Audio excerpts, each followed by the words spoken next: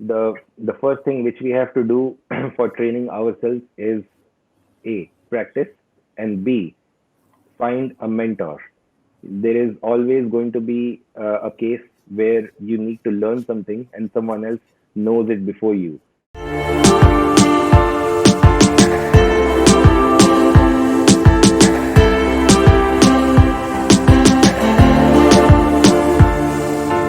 So, Varun, so tell us what is Hello, aerial every cinematography and why is it important these days? Hello everyone.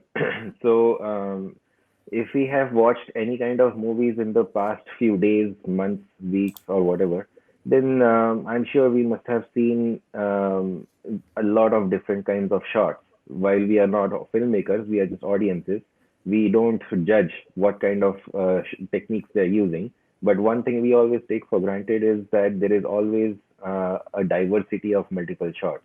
Until a certain time, there were every kind of shots we would have seen: close ups, medium close ups, long shots, or whatever. But then suddenly, after this new generation, even aerial shots also started coming up, which we may not have noticed because the story was that good. But if we pause the movie on our laptop and then observe carefully, then we will see that aerial shots are also now a very integral part of every kind of production, be it a music video, short film, commercial, or a feature film. So the importance of aerial cinematography over here is that it actually is utilized as an establishing shot. Let's take the example of the movie Three Idiots. In the song "Behti Hawa Sa Tha Wo," there is a drone shot of Rancho driving through the hills.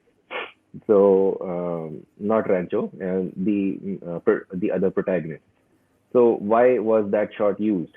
Because that was integrated in such a way that we enjoy the song and we observe how the other three protagonists are driving to find Rancho.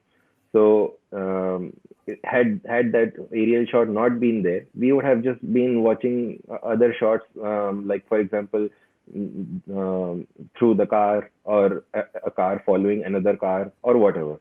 But a bird's eye view adds a new perspective. So that is the reason why it is just utilized as a technique to drive the audience more and more into the story. They just simply enjoy to watch a new perspective without even realizing it. I will show you an example of what I'm talking about. So, just to tell our audiences, we use drones for aerial cinematography, and they have replaced, shooting from an helicopter, which was a very expensive way. And now every filmmaker use drones for aerial cinematography. Yes, Varun. So if we have a movie in which there is a scene of London, then this London Bridge is going to be established. If you see a shot like this, then you immediately know that, oh, okay, this was a story based in London and in this particular city, and then immediately, few seconds later, you will be back to the ground where the main story is taking place. So those 2 or 3 seconds of this aerial shot is what will matter the most, because now you will not be scratching your head saying that, oops, the story was in India, now suddenly it's in Europe. What happened? So you will not think like that, because these 2 seconds of what you see on the screen is going to convey that message silently. Similarly, this is a mountain scene. If the actors are driving from one hill to another hill, or they are just simply having a struggle, then this kind of a scenario is going to connect with the audience by letting them know that, okay, now this is a huge transition.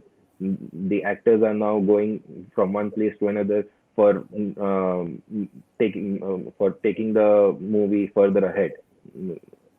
So this is just a still. You will see a video as well. But the main motive of showing this is that um, you will simply add to the more flavors of whatever other things you see Right. on the It screen. gives filmmakers more flexibility in terms of, you know, shots and everything? How do you, creatively, how do you look at the screen? How do audiences interact with the storyline and everything? So it gives you more, flexibility in terms of what you can show to the audience and how you want to show. Here is one more example. If you have a revolving shot of this place, for example, let's call it Connaught Place, then you will instantly know that no matter what the movie was about, it was established in central Delhi or New Delhi. So that is one more step the filmmakers have taken to not keep you in the dark. You could have easily conveyed the message through other various sources on the ground, but then that won't add to the diversity. This one new shot is simply taking advantage of technology. While there used to be helicopters, now there are simply drones. You simply take permission, and then you launch the drone, and then you get the shot, and then you decide what kind of shot you need to take. The flying of the drone and the permissions part is not the creative one. How to fly the drone and how to execute the shot, that is the creative one. So that is where the cinematography is important. So tell me, if somebody has to train to become a drone pilot, so how does he do that? And I'll club another question with it. Do you have to be a Yes. cinematographer to be, to get good visuals from a drones? How do you train for that? The first thing which we have to do for training ourselves is A, practice, and B, find a mentor. There is always going to be a case where you need to learn something and someone else knows it before you. You can literally find the person sitting in the same neighborhood and not realize it. But the only way you want to learn about these things is you start looking for people who already are in the same business, same trade, and the next thing you do is get your own setup of whatever you want to master in, and then practice all day long. Not all day long, but give yourself a dedicated number of hours out of your timetable, and then simply practice. One such example is a drone simulator. This is what I mean. There is a laptop, and there is a software which you have in the laptop, and you have your own transmitter which you use for controlling the virtual drone, and you can crash as many number of times as you want because it is all happening in the software. Just like a video game, if you crash, you simply hit the reset button, and then you are up and flying again.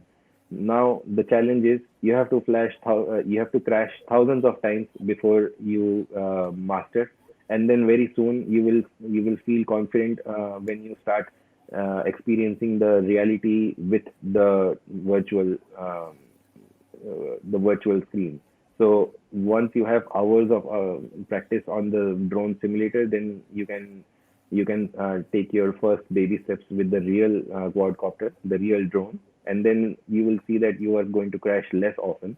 I'm not saying you will not crash at all. You have to crash at least a couple of times because that is expected. Even when you were a baby, you were falling down before you started walking properly. So this is a part of the package, and that is the only answer. There is no other shortcut.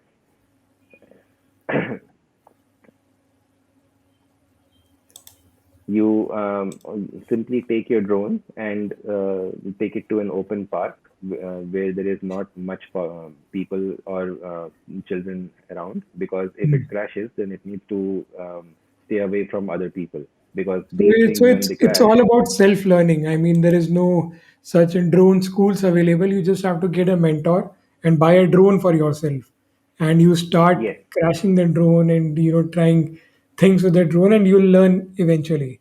Is that how it works? yes,